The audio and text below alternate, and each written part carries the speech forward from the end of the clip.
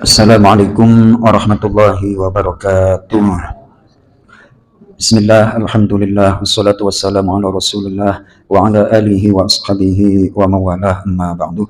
Jemaah salat maghrib Masjid Nurul Ikhlas rahimakumullah. Pada kesempatan kali ini saya ingin menyampaikan kutipan dari surah Al-Kahfi yang menjadikan petunjuk untuk kita dan disampaikan oleh seorang ulama tafsir yang bernama Syekh Muhammad Mutawalli Asy-Sya'rawi. Apabila kita menjumpai atau menyaksikan sesuatu yang menakjubkan, hendaklah mengucapkan zikir yang ada di dalam surah Al-Kahfi. Jadi apabila kita menjumpai sesuatu yang menyenangkan, menakjubkan, baik itu milik kita maupun milik orang lain, hendaknya mengucapkan zikir yang ada di dalam surah Al-Kahfi. Jadi kalau ada orang kaya atau orang yang hebat dianugerahi oleh Allah, jangan iri. Jadi kita minta aja kepada Allah yang maha memberi anugerah, jangan iri. Lalu ucapannya seperti apa? Saya akan sampaikan kisahnya dalam surah Al-Kahfi. Itu kan dimulai dari ayat yang ke-32. Ini perumpamaan orang yang ditipu oleh dunia. Dan berikanlah wahai Muhammad kepada mereka sebuah perumpamaan dua orang laki-laki. Yang seorang kafir, kami beri dua kebun anggur dan kami kelilingi kedua kebun itu dengan pohon-pohon kurma, dan di antara kedua kebun itu kami buatkan ladang. Kedua kebun itu menghasilkan buahnya dan tidak berkurang buahnya sedikit pun, dan di sela-sela kedua kebun itu kami alirkan sungai, dan dia memiliki kekayaan yang besar. Maka dia berkata kepada kawannya yang beriman ketika bercakap-cakap dengan dia, hartaku lebih banyak daripada hartamu dan pengikutku lebih kuat. Ya biasalah orang kalau udah punya jabatan tinggi, kontrakan 50 pintu, pom bensin 3. Kira-kira kalau sekarang kan seperti itu ya Mas Toto, meremehkan orang lain. Nah, kira-kira dongkol apa enggak dengar seperti itu? Mas Toto, Anda sekarang nggak ada apa-apanya mas saya, ya kan? Mobil saya ini, kontrakan ini, dipanas-panas sih telinganya Mas Toto, ya. Nah terus gimana lanjutan ceritanya? Ini saya bacakan terjemahnya aja langsung.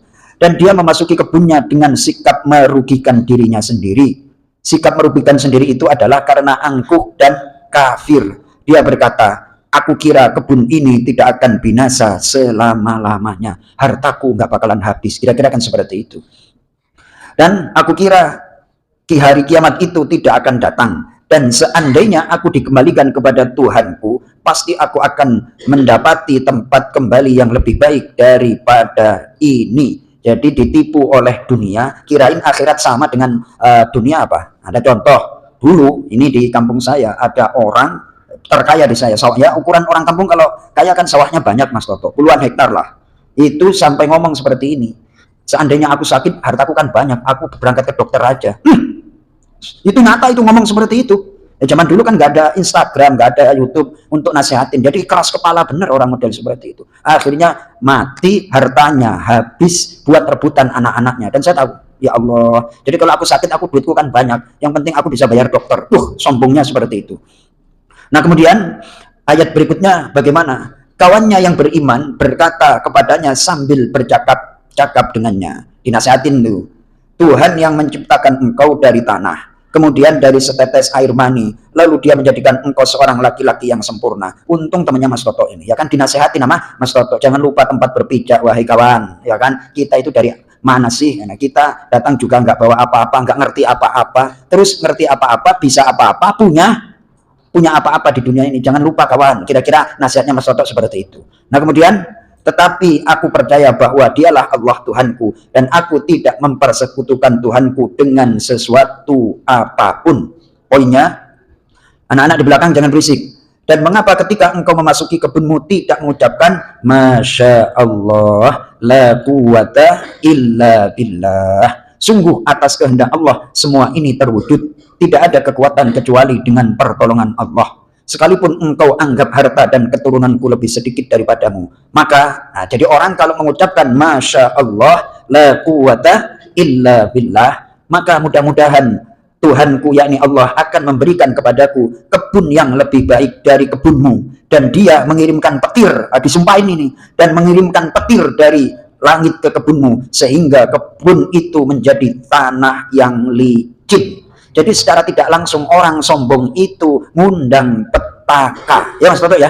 Jadi itu pasti udah. Jadi saya ulangi, kalau kita mendapatkan hasil jerih payah kita, terus menyenangkan hati, jangan lupa mengucapkan Masya Allah, la quwata illa billah. Kalau kita mengucapkan itu, fa'asa rabbi ayyutiyani khairan min jannatik, maka mudah-mudahan Tuhanku, yakni Allah, akan memberikan aku lebih baik daripada hartamu. Jadi nggak usah iri.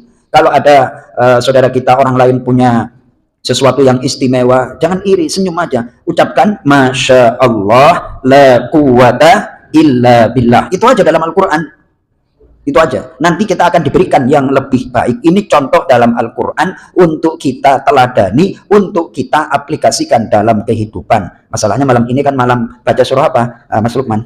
Surah Al-Kahfi. Ini ayatnya ayat 39, 40. Ingat-ingat tuh. Jadi kalau ada hasil apapun yang menyenangkan, ucapkan Masya Allah, la quwata illa billah. Semuanya ini dari Allah. Kita nggak punya kekuatan sama sekali. Hadiah pemberian Allah. Mudah-mudahan kita termasuk orang yang diberikan hati yang baik, diberikan anugerah dari Allah Subhanahu wa taala. Assalamualaikum warahmatullahi wabarakatuh.